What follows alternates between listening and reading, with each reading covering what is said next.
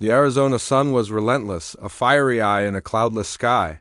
Ethan Ward pushed onward, his legs trembling, his throat a desert in itself.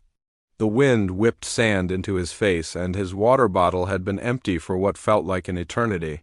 But he couldn't stop, not with the small, quiet weight in his arms. Her name was Layla, just 5 years old, the sole survivor of an overturned van he'd found half swallowed by the dunes the evening before. Ethan was no stranger to this world. He'd been a search and rescue volunteer. The moment he saw her alone, dehydrated and consumed by a silent terror, a choice presented itself. He could leave her, strike out for help, and pray he'd be fast enough. Or he could carry her.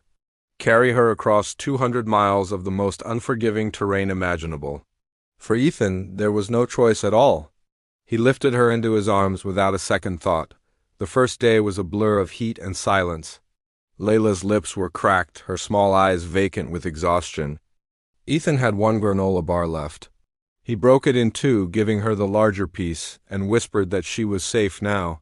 She just nodded, her tiny hand clutching his shirt like an anchor. Then came the night.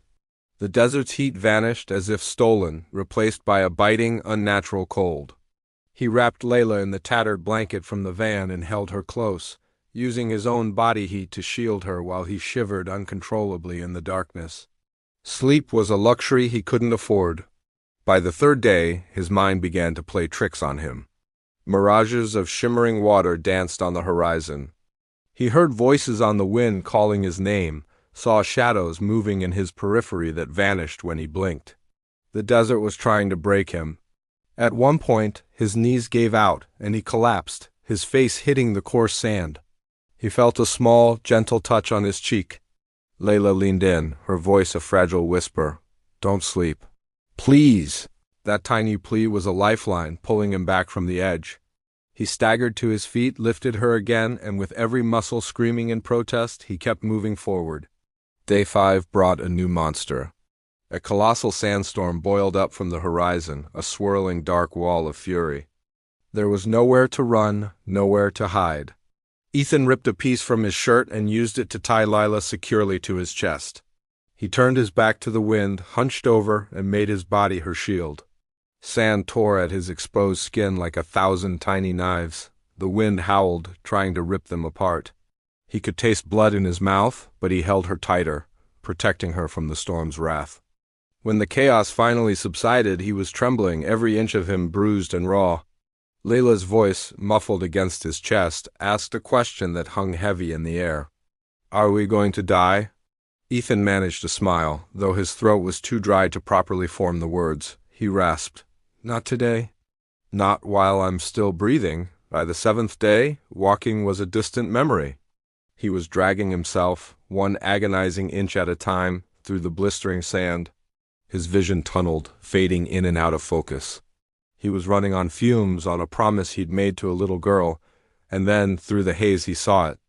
A dark, straight line cutting across the endless expanse of sand and rock. A road? It was real. A truck rumbled past in the distance. He tried to shout, to wave, but his throat was raw and no sound came out. His arm felt like it weighed a ton. He watched it disappear, a wave of despair washing over him. But then another appeared, growing larger as it approached.